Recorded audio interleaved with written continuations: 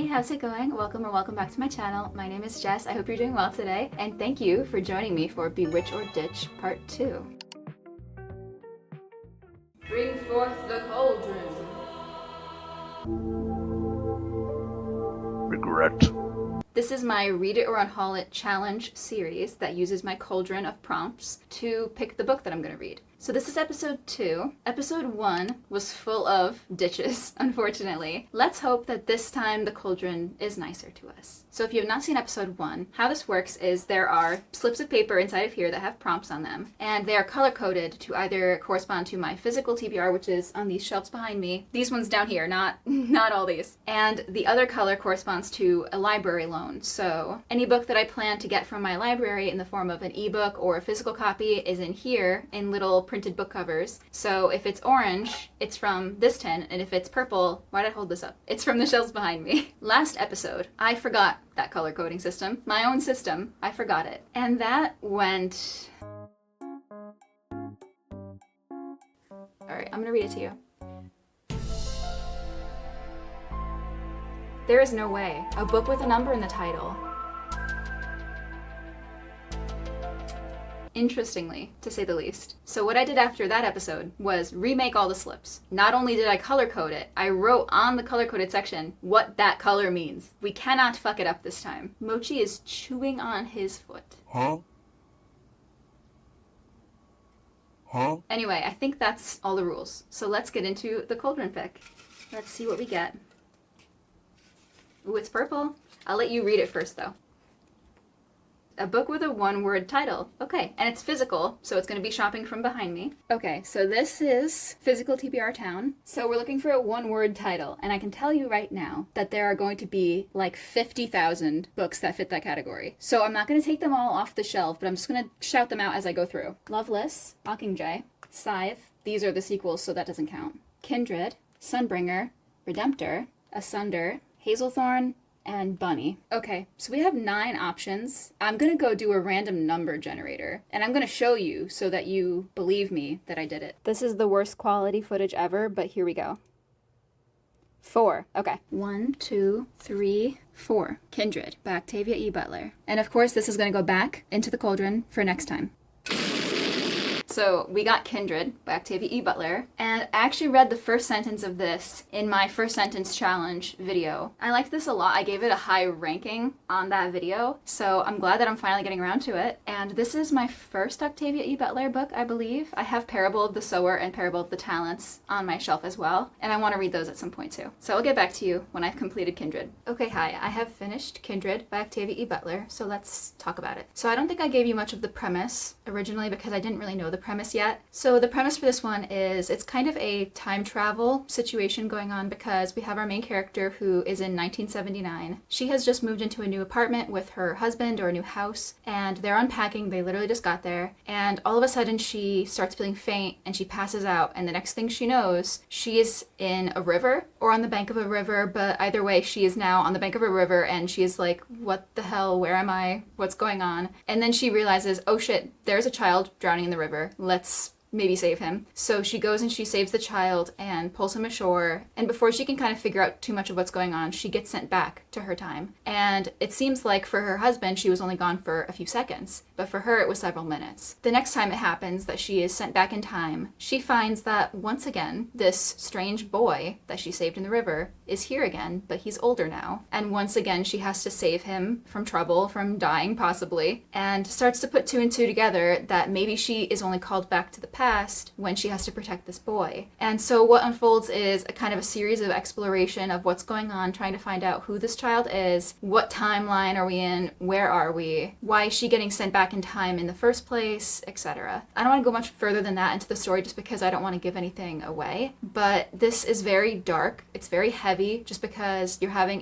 by the way, I didn't mention, but she's a black woman getting sent back in time to, I don't remember what year, but basically the antebellum South, and she is not safe. She is not protected, and she is definitely just thrown into this with no idea what's going on, nothing to protect herself with, and so you can imagine it's really dark. I really like Dana. I really, really like her character. I think that she is very strong. She's very resilient. There are definitely moments in this book where you get to see the softer sides of her, the more vulnerable sides of her that she can't really show because she has to protect herself. She has to make sure she stays alive in this different time. And so when she does let you in and does, show herself to maybe a character that she finds safe, it is nice to see that vulnerable part of her, that caring part of her, the part of her that wants to be cared for also. And it definitely is an interesting evaluation of relationships, both familial and romantic, because, she's separated now from her husband through time. And the things that kind of unfold with her and her husband and the other relationships that are happening in the past. It's a very, very interesting story, and it's a really layered and very deep evaluation of a lot of the themes that are in here, of obviously slavery, of abuse, of familial ties, and,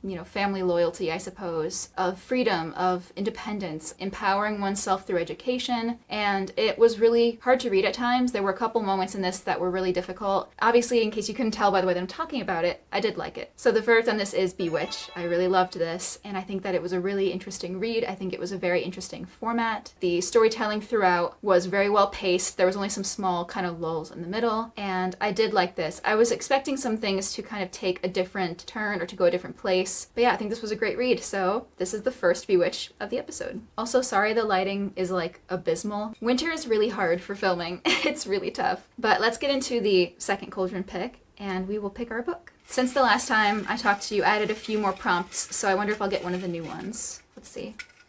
This is not a new one. A TBR veteran. Ooh. And it's a library loan. So for this, we're going to grab the tin. So in the case of a TBR veteran, we are looking for a book that's been on my TBR for a really long time, maybe over a year sometimes. So I'm gonna go through my little stack of printed out book covers. I took that one off my TBR. I already read this one.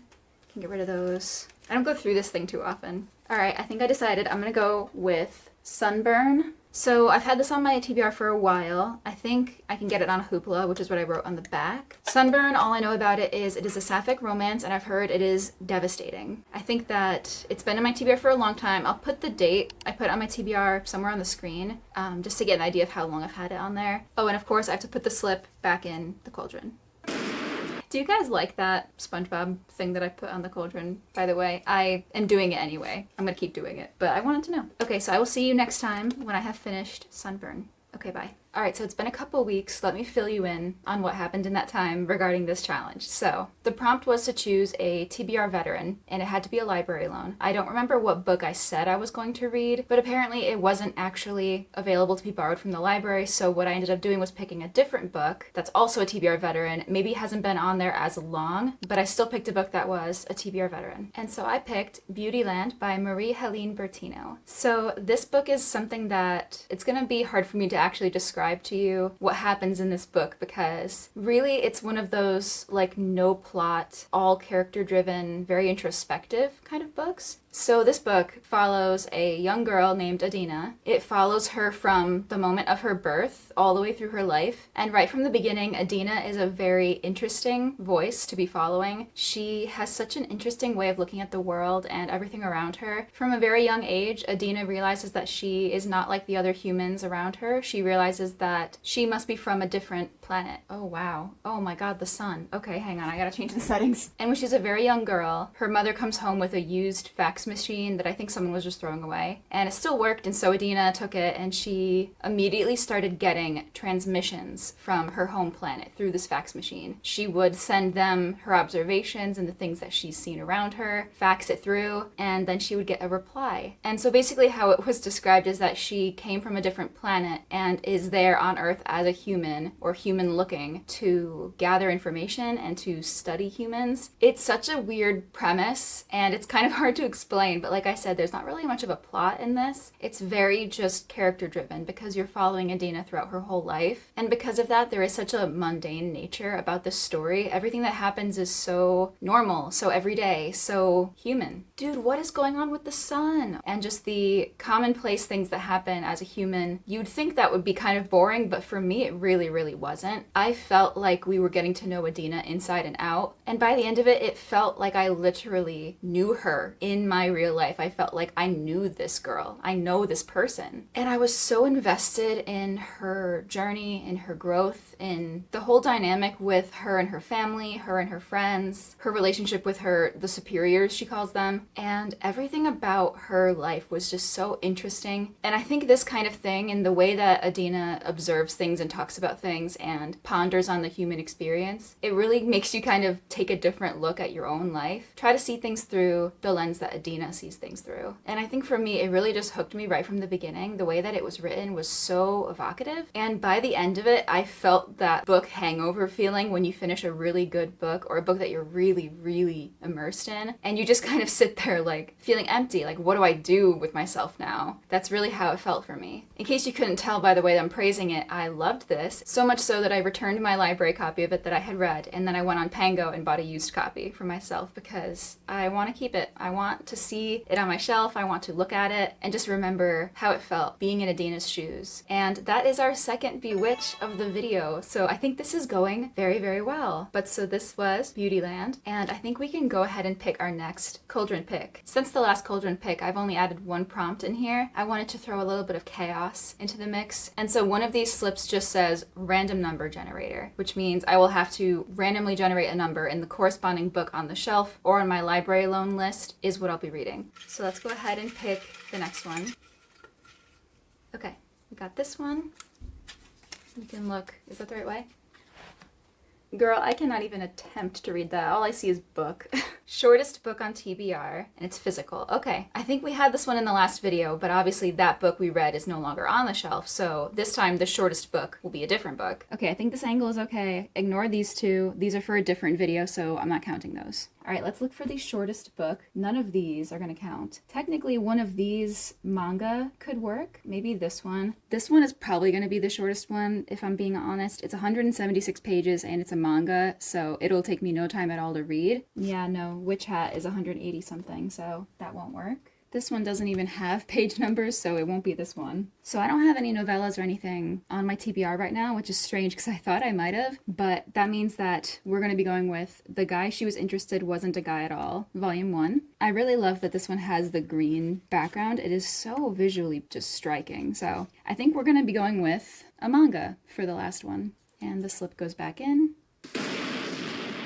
Okay, so we are going with this manga. I'm really excited to get around to this one. I had it on my TBR for a while, but I didn't want to buy it because it's like kind of expensive for a manga. It's $20 for this one volume. But I had a Barnes & Noble gift card recently, and they actually had it in stock. If I end up liking this one, I definitely would get the rest of them secondhand. I wouldn't be buying all of them brand new because that's fucking expensive. So I will see you in the next update. Hi, this is a new angle that you guys have not seen me filming in before, but I am in sprints right now. My computer is over there, and Mochi's rubbing on the tripod. All right, but I wanted to come film this right away because while I was on sprints, I just finished The Guy She Was Interested In Wasn't a Guy at All. So I read this one really quickly. It took me like maybe 45 minutes to read the whole thing. I will say the one thing that's kind of tough with manga in general, the ones that are more like kind of episodically broken up throughout the volume, it can kind of feel very like disjointed and a little bit like jumbled. I think some of the ones I've read have done that, but this one definitely did do that, where I was kind of feeling like I don't know what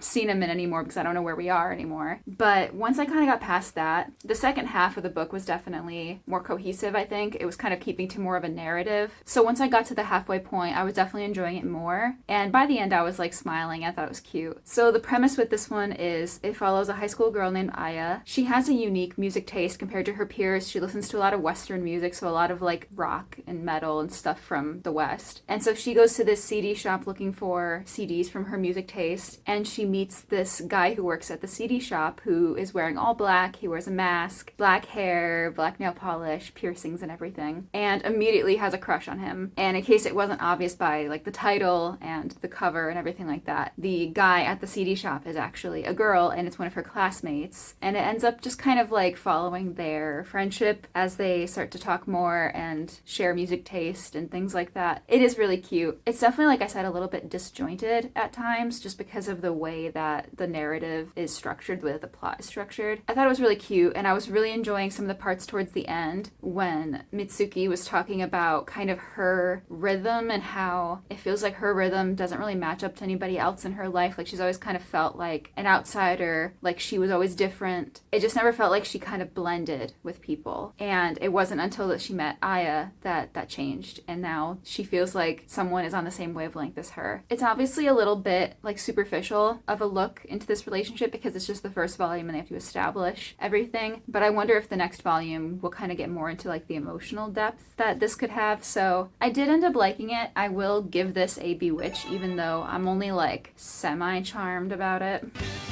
So this is going to be a Bewitch, kind of like a slight Bewitch, but I don't want to ditch it just because honestly the art is gorgeous. I love the green, and I do want to continue. I honestly am interested to see what the next volume will bring. So that is it for this episode of Bewitch or Ditch. I was going to do a fourth book, but honestly I want to have a video to go live sometime soon, so we're going to stick to 3 like usual. I'm probably going to start the next episode very soon because I like to have one of these videos going in the background of my other videos so I can take my time. So I will see you guys in the next episode of Bewitch or Ditch. Thank you so much for watching. If you want to comment down below but you don't know what to say, drop some kind of witchy emoji like the cauldron or the little sparkles or whatever. And please like and subscribe if you enjoyed this video. I really appreciate you being here, and I will see you in the next one.